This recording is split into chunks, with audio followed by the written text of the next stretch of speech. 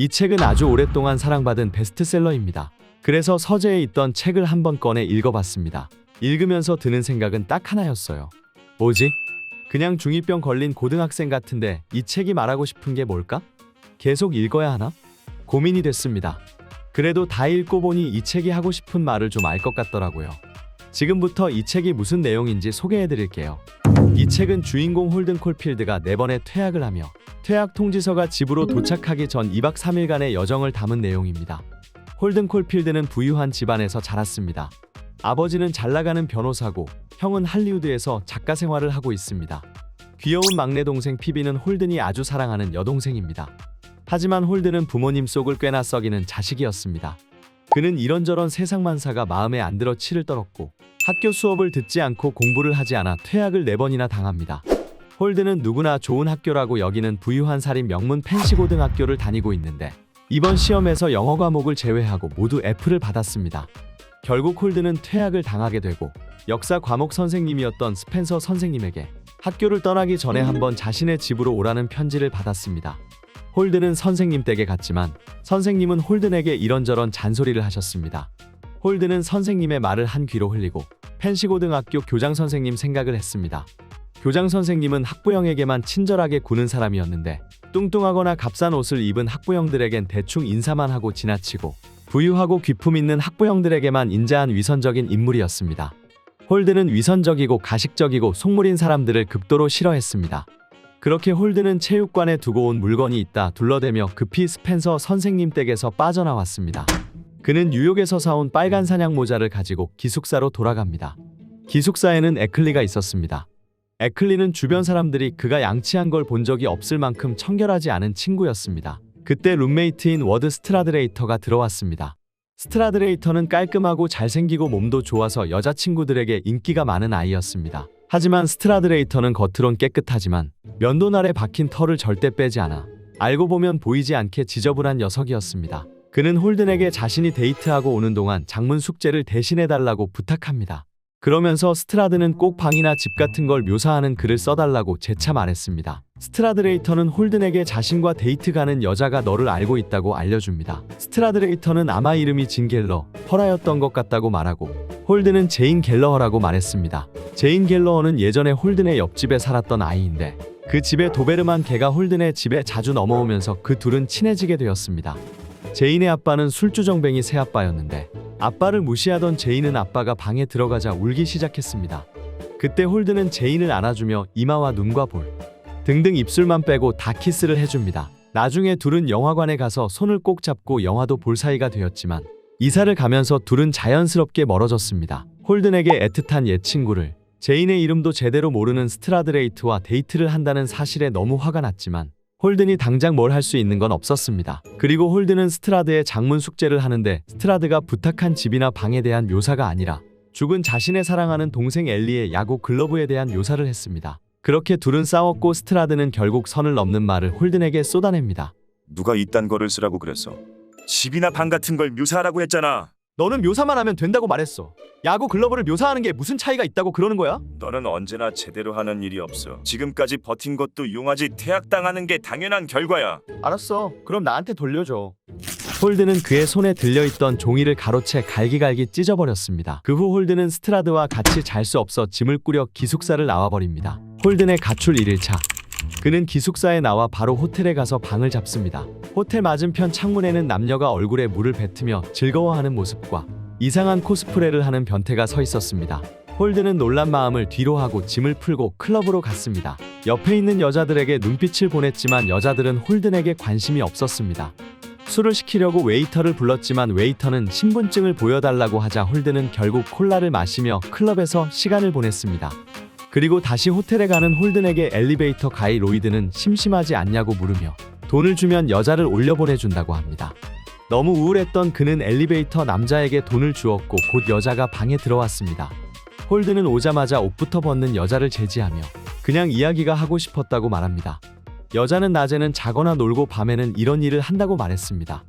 홀든은 아무것도 안 해도 되니 그냥 돈을 주고 여자를 보내버립니다.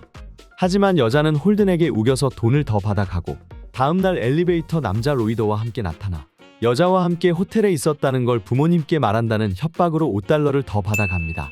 학교에서는 자신이 제일 문제아였는데 밖에 나오니 자신은 정상인이고 세상엔 변태, 속물, 사기꾼들만 가득하다는 걸 느끼게 됩니다. 홀든의 가출 2일차. 홀든은 부랴부랴 호텔을 빠져나와 역보관함에 짐을 맡겨놓고 브런치를 먹으러 갑니다. 그곳에서 수녀들을 만나 10달러를 기부도 하고 대화도 나눕니다. 밥을 다 먹고 친구 셀리를 만나 둘은 택시를 타고 연극을 보러 갑니다. 택시에서 키스를 나누며 극장에 도착했고 둘은 손을 꼭 잡고 연극을 봅니다. 바에서 홀든은 셀리에게 같이 떠나자고 말하고 셀리는 너무 현실적이지 않다고 말하며 거절합니다. 그러자 홀든은 급발진으로 셀리에게 막말을 퍼부었고 셀리는 화를 내면서 울기 시작했습니다. 결국 셀리는 집에 가버리고 홀든 혼자만 남게 됩니다. 홀든은 혼자 있으니 자신의 막내 동생 피비가 보고 싶어 몰래 집으로 찾아갑니다. 오빠, 근데 수요일이 아니라 왜 오늘 왔어? 오빠 또 퇴학당했지. 아니야, 방학이 일찍 시작했어. 아빠가 오빠를 죽일 거야.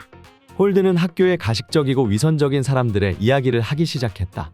위선적인 교장 선생님과 숙물인 친구들과 선생님들에 대한 이야기를 전부 피비에게 말했습니다. 그러자 피비는 말합니다. 오빠는 모든 일을 다 싫어하지? 아니야, 그렇지 않아. 피비 그런 말 하지 마. 오빠가 싫어하는 건 100개도 넘을 거야, 그렇지? 오빠가 뭘 좋아하는지 한 가지만 말해봐. 홀든은 가게에서 만난 수녀들과 제임스 캐슬이 떠올랐다. 제임스 캐슬은 몸이 왜소하여 친구들에게 괴롭힘을 당했던 아이였다. 그는 필 스테빌이라는 거만하기 짝이 없는 놈에 대해 거만하다 말했고 자신이 한 말을 절대 취소하지 않았다. 그래서 친구들이 방에 찾아와 문을 잠그고 그 말을 취소할 때까지 때렸다. 결국 제임스 캐슬은 그대로 창문으로 뛰어내렸습니다.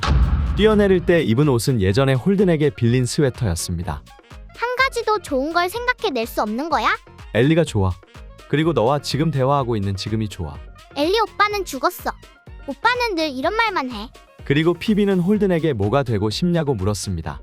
홀든은 아이들이 떨어질 때 붙잡아주며 하루 종일 그 일만 하는 호밀밭의 파수꾼이 되고 싶다고 말했습니다. 피비는 한참 동안 아무 말도 하지 않았습니다. 그러더니 아빠가 오빠를 죽일 거라고 또 말했습니다. 그때 부모님이 들어오셨고 피비는 급하게 불을 껐습니다. 불이 꺼진 어둠 속에서 피비는 홀든에게 돈을 쥐어주었습니다. 8달러 65센트나 주었고 홀든은 고마움과 미안함에 눈물을 하염없이 흘리며 자신의 트레이드 빨간 모자를 피비에게 주며 집을 나왔습니다.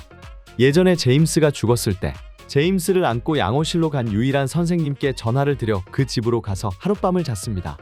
그런데 선생님은 홀든이 잘 때 홀든의 머리를 만지고 있었고 홀든은 놀라 그 집을 바로 나왔습니다. 홀든은 존경하고 자신에게 잘해주는 선생님께 성추행을 당하고 놀란 마음에 지하철역으로 가 의자에서 잠을 잤습니다. 홀든의 가출 3일차. 다음날 홀든은 피비에게 받은 돈을 다시 주기 위해서 피비의 학교에 찾아가 선생님께 쪽지를 전해달라 부탁합니다. 그런데 학교 곳곳에는 어린이들이 봐선 안 될 욕이 적혀 있었습니다. 홀든은 그런 욕들을 다 지웠지만 칼로 새긴 욕이 있어 포기했습니다. 학교 옆 박물관 앞에서 피비를 기다리는 중 피비가 자신의 몸만한 캐리어와 자신의 빨간 모자를 쓰며 나타납니다. 피비는 집을 떠나는 홀든에게 자신도 데리고 가라며 고집을 피웁니다. 홀든은 너무 당황하여 절대 안 된다고 화도 내지만 소용이 없었습니다. 그러자 피비는 삐져서 토라졌고 피비의 마음을 풀어주기 위해 홀든은 동물원으로 갑니다. 동물원에서 구경도 하고 회전목마도 타면서 홀든은 피비에게 떠나지 않겠다고 말합니다. 갑자기 비가 오기 시작했고 회전목마를 타는 피비를 볼 때마다 홀든은 손을 흔들어줬습니다.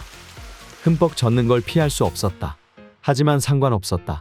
피비가 회전목마를 타고 돌아가고 있는 걸 보면 불현듯 난 행복함을 느꼈으므로 너무 행복해서 큰 소리를 마구 지르고 싶을 정도였다. 피비가 빙글빙글 도는 모습이 너무 예뻐 보였다. 정말이다. 누구한테 보여주고 싶을 정도로. 그러고 홀든은 정신병원에 입원했고 이 이야기를 시작한 걸 후회하며 옛 친구들을 그리워하며 소설은 마무리됩니다.